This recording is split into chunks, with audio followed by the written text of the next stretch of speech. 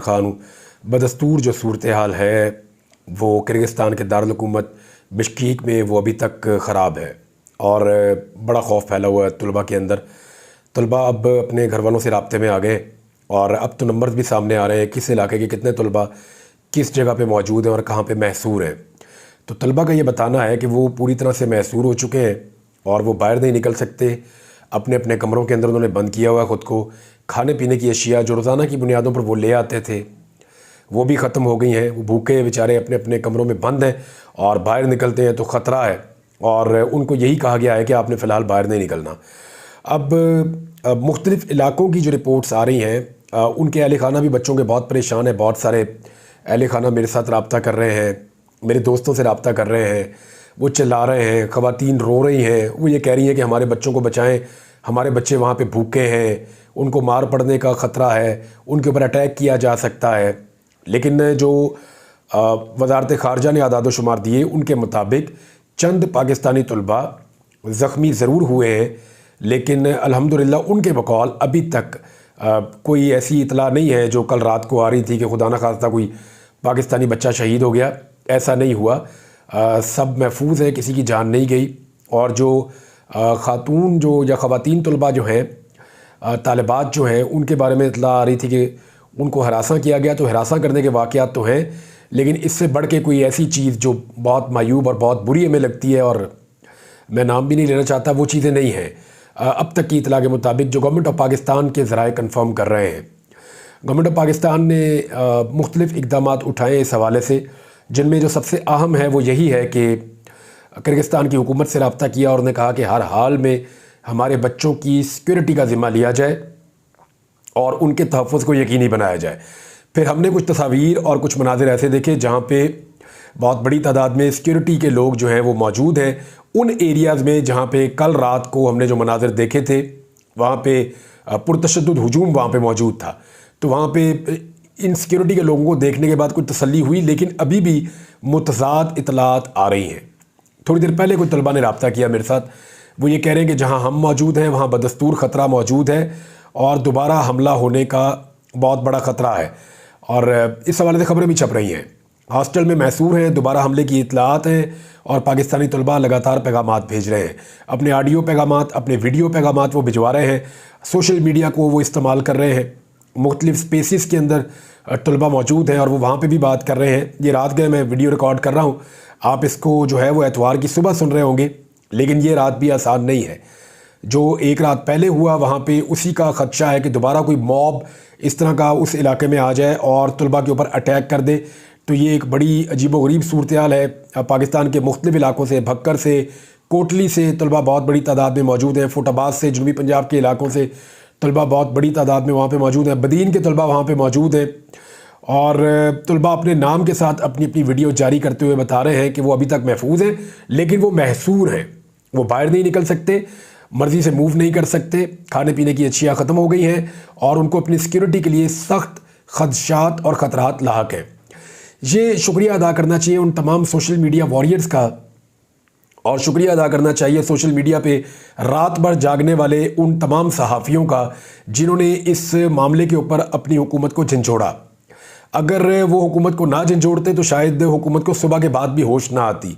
तो अब तक जो है वो हुकूमत कुछ एक्टिव हुई है, हुकूमत ने कुछ एक्टिविटीज़ की हैं जिनकी बदौलत अब तलबा महफूज तसव्वुर किए जा सकते हैं कुछ हद तक, अगर दोबारा अटैक ना हो तो। अब किर्गिस्तान में पाकिस्तान के सफ़ीर ने यह बताया कि किर्गिस्तान में मकामी इंतहा पसंद अनासर ने बैनुल अक़वामी तलबा के हॉस्टल्स और रिहाइश गाहों पर हमला किया, जिसमें 14 तलबा ज़ख्मी हुए हैं और वाक़े में ज़ख्मी पाकिस्तानी तालिब इल्म की हालत ख़तरे से बाहर है। वो जो एक तालिब इल्म मैंने आपको पिछले वीडियो में बताया था कि वो ज़्यादा इंजर्ड हो गया, उसकी हालत अल्हम्दुलिल्लाह अब ख़तरे से बाहर है। और सफ़ीर जो है हसन ज़ैगम, उन्होंने एक्स के ऊपर अपना एक स्टेटमेंट जारी किया और उन्होंने बताया कि मैं आपको कल शाम से होने वाले तशद्दुद के वाक़यात के बारे में बताऊँगा। कल रात यहाँ कुछ मकामी इंतहा पसंद अनासर ने बैनुल अक़वामी तलबा के हॉस्टल्स और रिहाइश गाहों पर हमला किया, जिसमें 6 हॉस्टल्स हमले की जद में आए। किर्गिस्तान हुकूमत की इतला के मुताबिक 14 बैनुल अक़वामी और गैर मुल्की शहरी इन हमलों में ज़ख्मी हुए हैं और मिशन को ये बताया गया है कि शाहजेब नामी एक पाकिस्तानी शहरी किर्गिज़ नेशनल अस्पताल में ज़ेरे इलाज है। पाकिस्तानी सफ़ीर ने कहा कि वज़ीर-ए-आज़म पाकिस्तान शहबाज शरीफ की ख़ुसूसी हिदायत पर मैंने आज शाहज़ेब से किर्गिज़ नेशनल अस्पताल में मुलाकात की है, उसकी खैरियत दरियाफ़्त की और उनकी हालत ख़तरे से बाहर है। अच्छा, अब शहबाज शरीफ साहब ने इसहाक डार को और साथ में अमीर मुकाम को भिजवाने का फ़ैसला किया किर्गिस्तान, ताकि वो फौरी तौर पे वहाँ पे जाएं और तलबा के मामलात को देखें। अगर उन्हें वापस लाना बहुत ज़रूरी है इस वक्त, तो फिर तलबा को वापस लाया जाए। वहाँ की हुकूमत से पूरी गारंटी ली जाए कि हमारे तालिब इल्म इस सारे माहौल में बिल्कुल महफूज रहेंगे और आज़ादाना तौर पर मूव कर सकते हैं, कोई उनकी तरफ उंगली भी नहीं उठाएगा। ख़तरे से मुकम्मल तौर पे बाहर होना चाहिए। और अगर ऐसा नहीं होता तो फिर पाकिस्तानी तलबा को वापस लाना चाहिए प्रायोरिटी के ऊपर। जब पाकिस्तानी तलबा वापस आएंगे तो चंद महीनों में किर्गिस्तान और वहाँ के जो इंतहा पसंद ग्रुप हैं उनकी अकल ठिकाने आ जाएगी। उसकी वजह यह है कि वो बहुत बड़ा माशी लॉस बर्दाश्त नहीं कर पाएंगे। बाकी मुल्कों को भी चाहिए कि अगर उनके तलबा भी खतरे में है तो फ़िलहाल अपने तालिब इल्मों को वापस बुलाएं। पुलिस जो है उसको कहा गया है कि वो चौकस रहे और पहरा दे, ख़ास तौर पे उन जगहों पे जहाँ पे गैर मुल्की तालिब इल्म रिहाइश पजीर हैं। इसहाक डार साहब के जाने का फ़ैसला हो गया।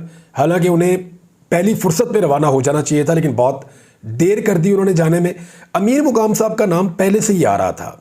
कुछ लोग ये बताते हैं, ये अनकन्फर्म इतलात हैं, इनको कन्फर्म अभी नहीं किया जा सकता, लेकिन जो लोग किर्गिस्तान से राब्ते में हैं वो ये बताते हैं कि अमीर मुकाम साहब किसी वाये से वहाँ कारोबार भी रखते हैं और उनका कारोबार इन्हीं तालिब इल्मों की सरगर्मियों से या इनकी तालीमी सरगर्मियों से वाबस्ता है। तो वो चाहेंगे तालिब इल्म वहीं पे रुके, तो उनके को वहाँ ताल्लुकात भी हैं अमीर मुकाम के।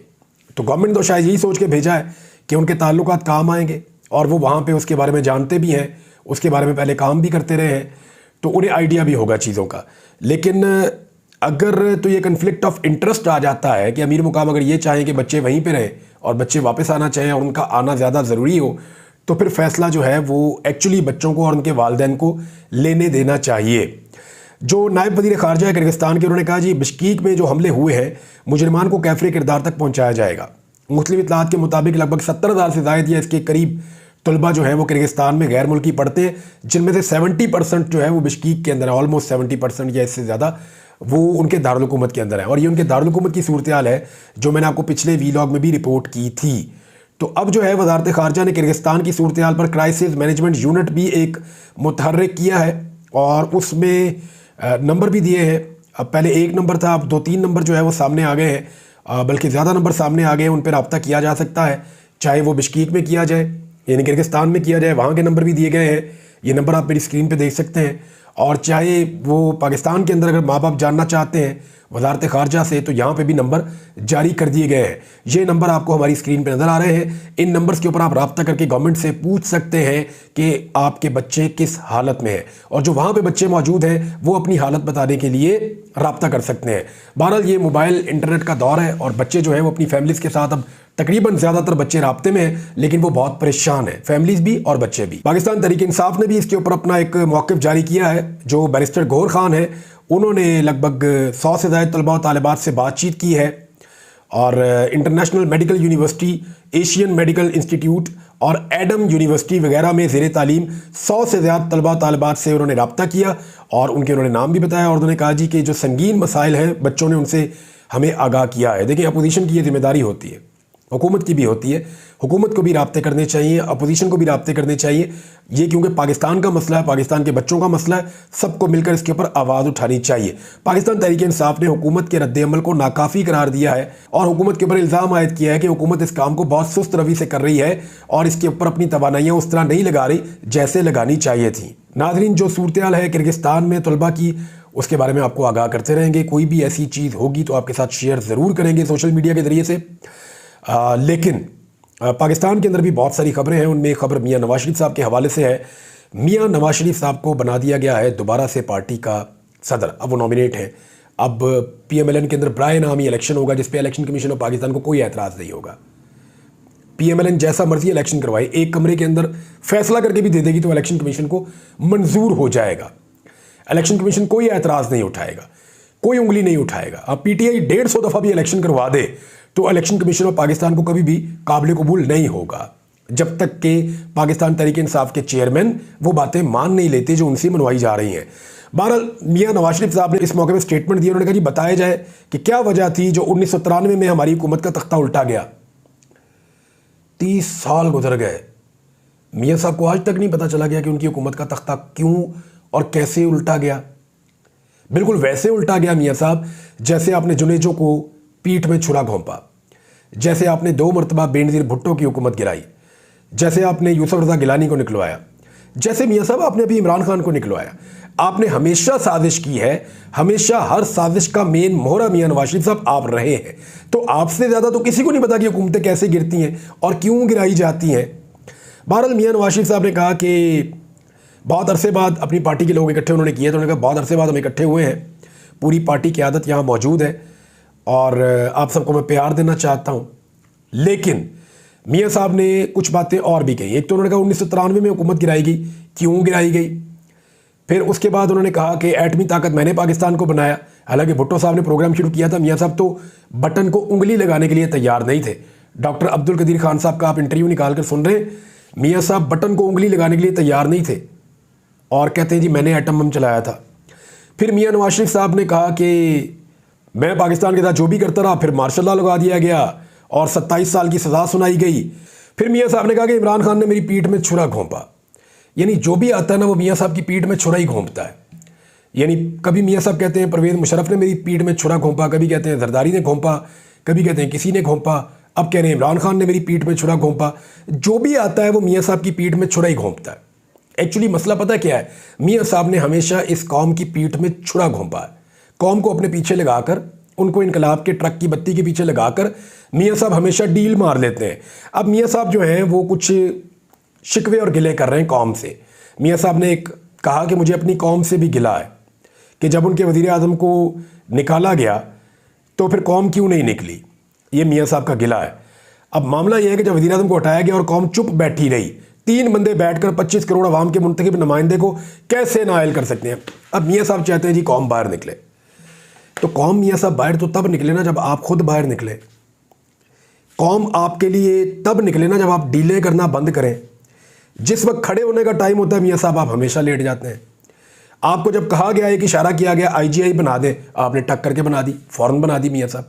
आप उस वक्त कहते ना मैं नहीं बना रहा, कौम आपके साथ खड़ी होती। उसके बाद दोबारा आपने बेनज़ीर की हुकूमत गिराई, आपको एक इशारा है, आपने कहा हुकूमत गिरा दूंगा, आपने गिरा दी। फिर साजिश की आपने, फिर आपने दोबारा साजिश की, फिर परवेज़ मुशर्रफ के दौर में फिर आपने साजिश की। फिर आप जब खड़े होने का टाइम था, आप परवेज़ मुशर्रफ से डील करके अपने सारे साथियों को जेलों में छोड़ के आप पाकिस्तान से मियाँ साहब भाग गए। फिर वापस आए, फिर आपने एस्टेब्लिशमेंट की गुलामी कर ली और फिर आप काला कोट पहनकर मेमो गेट स्कैंडल के अंदर पहुंच गए फिर अदालत में, एक इशारे के ऊपर। मियाँ साहब जब तक आप इशारों पे चलते रहेंगे ना, ये कौम आपका इशारा नहीं समझेगी। कौम जो है वो लीडर के पीछे खड़ी होती है, डीलर के पीछे खड़ी नहीं होती है। अभी 2018 में आप मुश्किलात में आए, आपने गिरफ्तारी दी, बहुत अच्छी बात है।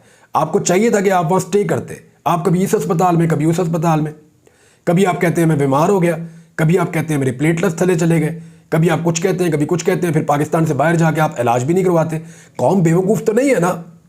एक आदमी जो है वो बहुत थोड़े से प्लेटलेट्स लेके जहाज़ पे चढ़ता है, जैसे ही उतरता है जाके हीथ्रो एयरपोर्ट पे लंदन के अंदर, उसके एकदम प्लेटलेट्स ऊपर चले जाते हैं। हाउ इज़ इट पॉसिबल मियाँ साहब? लोग बेवकूफ़ नहीं है। आप लोगों को बेवकूफ़ बना सकते हैं 1 दफ़ा, 2 दफ़ा, 3 दफ़ा नहीं बना सकते। और आपको तो लगता है कि लोग इतने बेवकूफ़ हैं कि आप सारी ज़िंदगी बनाते रहेंगे और वो बेवकूफ़ बनते रहेंगे। वो बहुत थोड़े से लोग हैं जो अपने मफाद के लिए आपके पीछे चल रहे हैं। पाकिस्तानी आपकी हकीकत समझ गए मियाँ साहब। आपने हमेशा डील मारी है। पाकिस्तानी डीलर को पसंद नहीं करते, वो लीडर को पसंद करते हैं। देखिए इमरान खान पहली दफ़ा फंसा है, लेकिन उसने डील नहीं मारी। उसने कहा ये मेरा मौक़िफ़ है, मैं इसके ऊपर खड़ा हूँ। कौम उसके साथ खड़ी हो गई। आपको भी पता है मियाँ साहब, आप एक जलसा नहीं कर सके, आप एक जुलूस नहीं निकाल सके मियाँ साहब, आप एक रैली नहीं कर सके जिसको कहा कि पॉलिटिकल पार्टी की रैली है। कुछ भी आप नहीं कर सके। ख्वाजा आसिफ ने अपने मुंह से कहा कि नवाज शरीफ अस्पताल में पड़ा था और जब उससे पहले एहतजाज भी करा था, लोग निकले ही नहीं हमारे लिए, लोग एक डंडा खाने के लिए तैयार नहीं है। तो मियाँ साहब डीलरों के लिए लोग डंडे नहीं खाते, लोग लीडरों के लिए डंडे खाते हैं। जब आप मुल्क के मफाद के लिए खड़े होंगे ना तो लोग आपके साथ खड़े हो जाएंगे। लोगों को लगेगा मुल्क का मफाद है, हमारा भी मफाद है। और जब आप जाती मफाद के लिए खड़े होंगे ना तो लोग कहेंगे दफ़ा करो, इनका अपना मफाद है, हम क्यों इनके साथ खड़े हों। आज भी मौका है मियाँ नवाज शरीफ साहब, आपको चाहिए कि आप इक़्तिदार को लात मारें जिसको आप नहीं मारेंगे, क्योंकि आपकी बेटी और आपका जो भाई है उन दोनों को इक़्तिदार दिलवाने के बाद अब आप इनकलाबी बनने का नाटक कर रहे हैं। आप इनकलाबी नहीं हैं मियाँ साहब, आप इनकलाबी नहीं हैं। आप बिल्कुल इनकलाबी नहीं, आप हो भी नहीं सकते, क्योंकि आपकी जो सारी की सारी सियासी बुनत है वो इनकलाब के बगैर है। थोड़ा सा इनकलाब का तड़का लगाने के बाद जैसे ही अवाम खड़ी होती है, आप डील करके निकल जाते हैं हमेशा। और इन्हीं डीलों की वजह से लोग आपके साथ खड़े नहीं होते। गिला मियाँ साहब आपका नहीं बनता, गिला अवाम का बनता है आपसे, कि मियाँ साहब हर दफ़ा आप इनकलाब की ट्रक की बत्ती के पीछे लगा के हमें खुद आप फ्लाइट लेके पाकिस्तान से बाहर चले जाते हैं, और अभी भी ज़रा सी मुश्किल आएगी फिर आप निकल लेंगे। लिहाजा ये कौम आपके झूठे और जाली इनकलाबी बयानिए को सुनने और उस पर यकीन करने को बिल्कुल तैयार नहीं है। हाँ, कौम किसके साथ खड़ी है इसका डेमो देखना आपने मियाँ साहब। आज आपकी हुकूमत है वफाक में भी और पंजाब में भी। सिर्फ इतना सा काम करें, इमरान खान को अदालत तक ले आए एक दिन, सिर्फ अदालत तक ले आए आप एक दिन के लिए, और अदालत से वापस जेल तक ले जाएं।